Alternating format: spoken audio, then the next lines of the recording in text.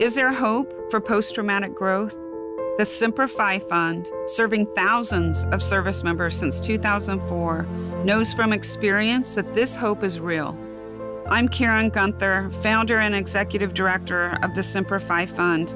We are excited about new developments in brain research that have opened up new horizons of treatment modalities and effective interventions. On a daily basis, the fund experiences lives transformed by hope. We take concrete steps every day to accompany real people wounded in the service of our country. The fund shows them a new way forward, post-traumatic growth.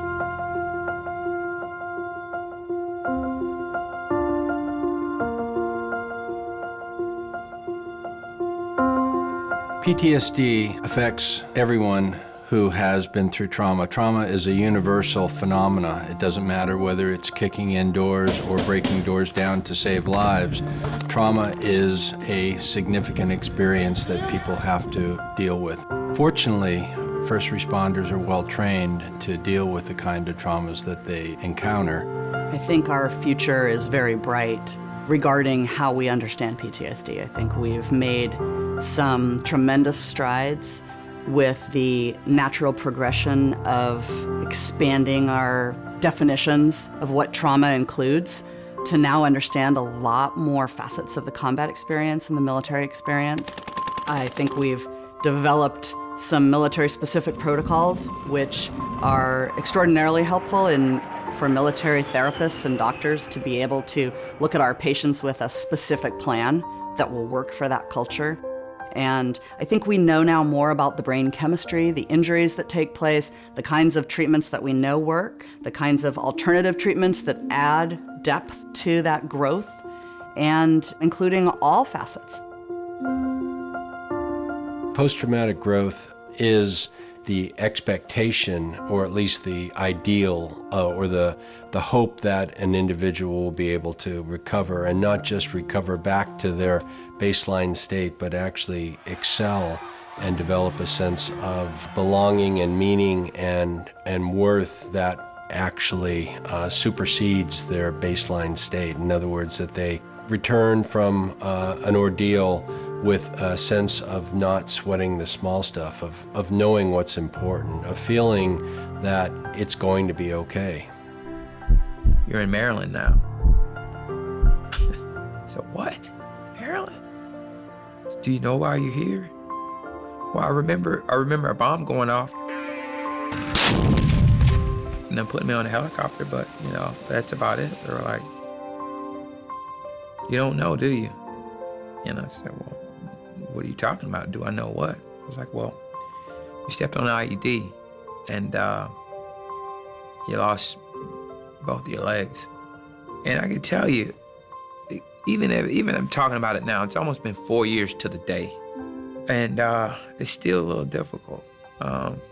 Putting myself back in that emotion and in that time.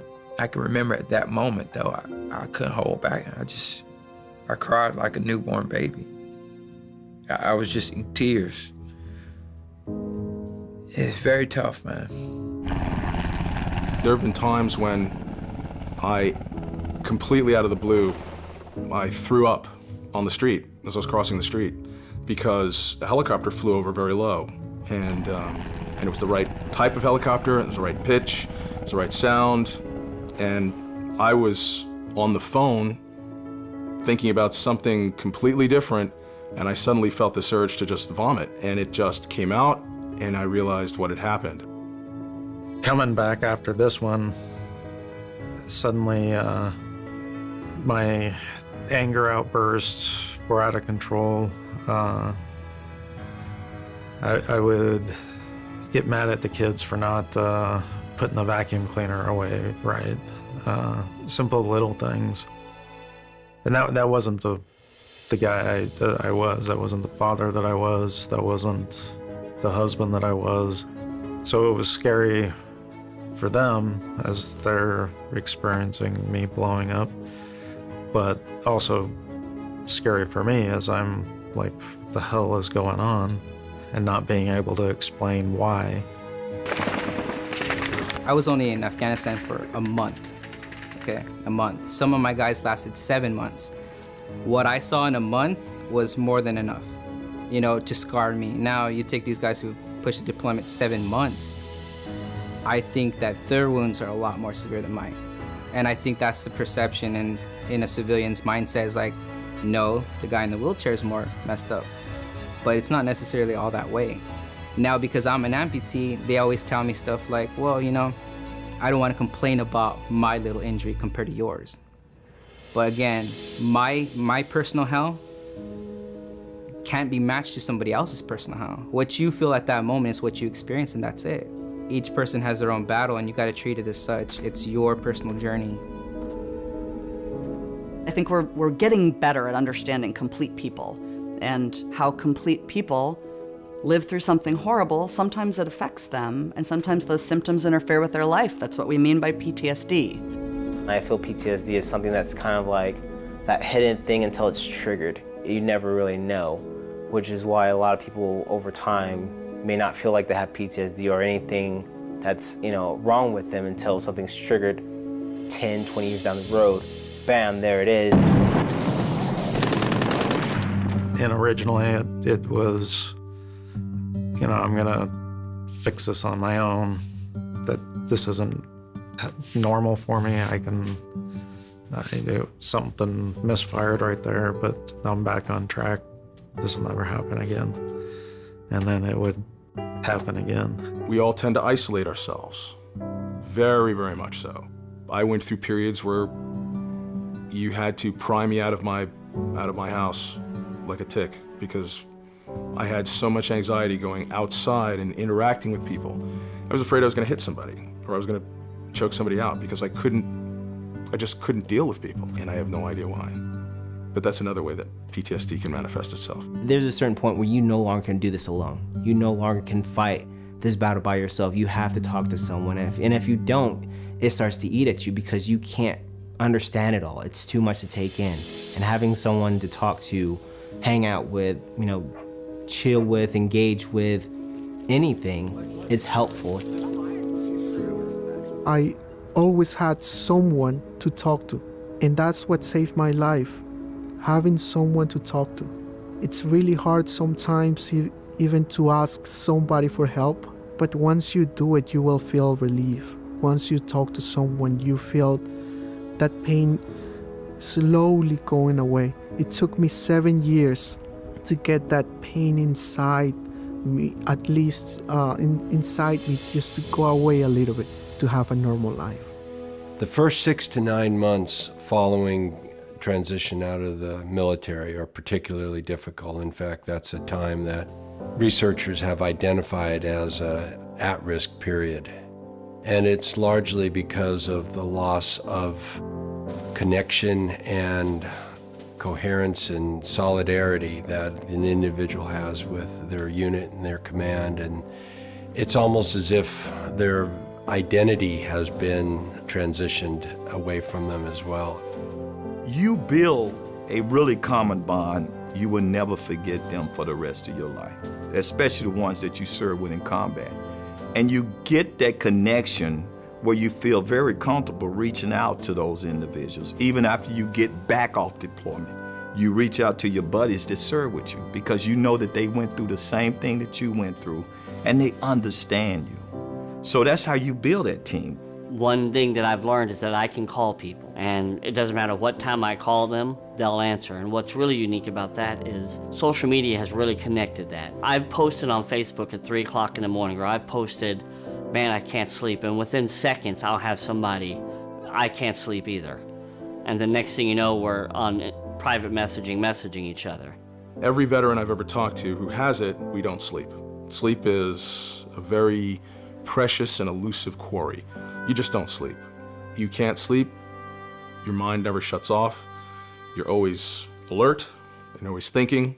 I begin pretty much all my conversations asking the individual to really share with me how they're sleeping. And you know, sleep is such a vital and important recovery tool that irrespective of what it was that individual has been through, that individual really needs to have quality sleep, 7 to 8 hours of restorative sleep to be able to heal from whatever wound it is that they have suffered. Whether it be an invisible wound, whether it be a physical wound, whether it just be the wound of chronic wear and tear. Treatment's tough. It's hard work, and having the family on board makes a big difference. But I always want those caregivers or spouses, sometimes even children, to understand what PTSD is, at least a little bit, so that they can be part of the process, part of that team, if you will, that unit that's gonna bind together to achieve this, that's gonna get through it together. It's extraordinarily powerful. And it helps them understand too, so that I think that we can lessen the pain of the entire process. It doesn't matter if you're senior in the military or junior in the military. If you've been to combat, seen the horrors of combat, you have some type of PTS. But it's the way that you deal with it. For me, I have it, but it's the way that I deal with it. But I have a family support. I have somebody I think of higher, than me, and I have my fellow Marines supporting me. Thankfully, my husband did want help. He didn't want to be down the rabbit hole anymore. He wanted to come out. And my husband uses this terminology to explain PTSD to other people who don't understand it, is that when you start feeling your feelings of sadness, fear, whatever it may be, you start going down a hole of, I shouldn't be alive. Why me? A lot of survivor's guilt. And you can choose to go back up and seek help, or you can continue going down and just live in a completely dark place. We are very tough people, and so we don't like to show signs of weakness. We don't like to show when we're hurt or injured or dealing with certain things. We like to do it on our own. And when someone's just trying to poke at you, trying to get information out, and you're just like, I don't want to, I'm fine, leave me alone, they now get exhausted because they don't have nothing to work with. And then when they start to step away, then we're frustrated because now they're stepping away. So it's a very back and forth kind of thing, and it's very frustrating, and it takes a lot of patience. I would give a lot of praise and props to the spouse because it's a lot. It is a lot. It was very important for me to interact with other spouses. I didn't realize at the time how many friendships I would make, people who would understand what I was going through. Maybe not exactly the same situation, but they knew without even saying a word. They knew, you're having a bad day, I'm having a bad day, let's feel better together. There are times that I had to learn to not feel guilty by maybe going and doing something by myself. Sometimes my husband would feel obligated to join me and it wouldn't be a good experience for him. There are other times I wouldn't go and do things and stay home with him, and he would feel badly because I didn't go. And so we really had to learn how to balance those things out, and how we both have to take care of ourselves in our own unique way. And that took some learning. I wanted to be a superhero at first and always be there and always do what he needed. And we both learned that wasn't best for anybody. The ultimate message of hope is to know that PTSD is most definitely treatable, and there is this light that's out there for people as they've moved through the treatment. They can develop this growth, this great change and positive transformation as a result of what they've lived through.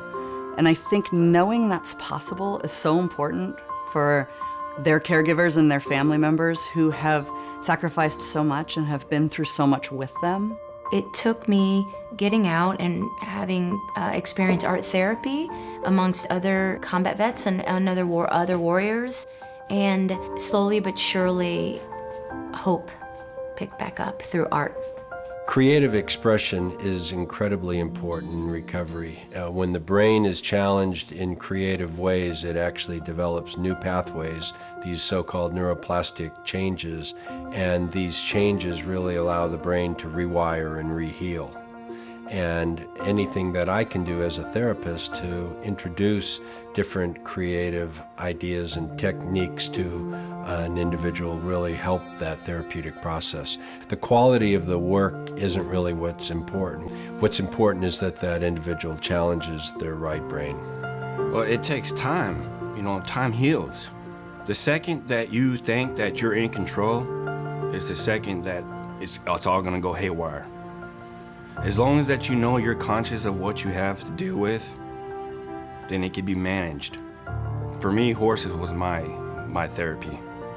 I ride regularly just to keep my mind straight. The horse teaches us something, and it taught me patience. I wanted to get better, but working with Lundy is the one piece of therapy that I could pinpoint where things really started to turn around. All the puzzle pieces just fell back into place. One of the most recognized practices of integrative medicine is exercise. In fact, if it weren't for exercise, we would probably have a lot more symptomatic individuals, because exercise is a great way to bind anxiety and irritability and aggression. There was a time where I was really down, kind of lost, but I started doing a lot of sports just to get out of my room. And one day I come back and I'm walking around Balboa Hospital, and my Navy friend comes up to me. He's like, you know what? You motivate the hell out of me. And I'm no different than he was. He's missing the leg below the knee, and that made the hugest impact to me, was you motivate the hell out of me. And I was not intentionally trying to motivate anyone. I was just trying to get away from everything. But that is what pushed me to be better every day from that point on, was I wanted to inspire someone. There's a perception that many of us who have served come back unbalanced, and quite frankly, there's nothing further from the truth. A small minority of individuals will be ultimately diagnosed with PTSD, but nowhere near the 50 to 60% that people expect. The best way to change the perception about the utility and the value and the health of the veteran is to get to know the veteran. In fact, there are many programs out there which really encourage the introduction or reintroduction of veterans into their communities. The treatments that we use for PTSD are all about understanding the trauma in a different way, going in and sort of unprocessing the way it's been processed. The mind does this as a defense mechanism. When something horrible has happened, there's an actual physical injury that happens in the brain, and the trauma gets encoded in a way that sometimes can get illogical and distorted, and it can cause a lot of problems in our lives. That's really what leads to the symptoms. So while we're doing the work to help sort of unstick some of those places the trauma's become stuck, I'm also always looking for that path that's gonna take us past the trauma, that's gonna transcend the experience, if you will, and take that service member and his or her family to the other side. That's post-trauma growth. It often is described as the best and worst moment of my life, some of these traumatic experiences. When you can get to a point where you can think of it that way, that means you're growing out of it. You're growing because of it, in spite of it. You're going on to be better because it happened. Not that you'd ever wish it on anyone because it was horrible, but you have found a way to end up a stronger, more resilient, more flexible, more understanding, more compassionate, all the above person. And that is post-trauma growth, growing through and out of and above this horrible experience. Being injured was the very best thing that happened to me. I see that now because it taught me that there needs to be balance in life between being that hard person and being that soft person, being the one that leads and being the one that needs to follow, being the one that offers advice and is there to pick someone up, and being the one that also needs to ask for help. What I've learned through all of this is that the strength that you have within, you don't know it until you have to dig down deep and find it. Really, with the days that you feel you can't go on, there is something else in there. I always try and go back to that time in my life and remember what the outcome could have been and how fortunate I am just to have him be a hard-headed, difficult person sometimes. That's what our mission is now. It's gone from serving our country to serving our country in a different way. It's fighting the enemies of our country to fighting the enemies of our country in a different way. The enemies of our country now are despair and hopelessness, PTSD. It's just a different battlefield. Same oath. You never stop serving.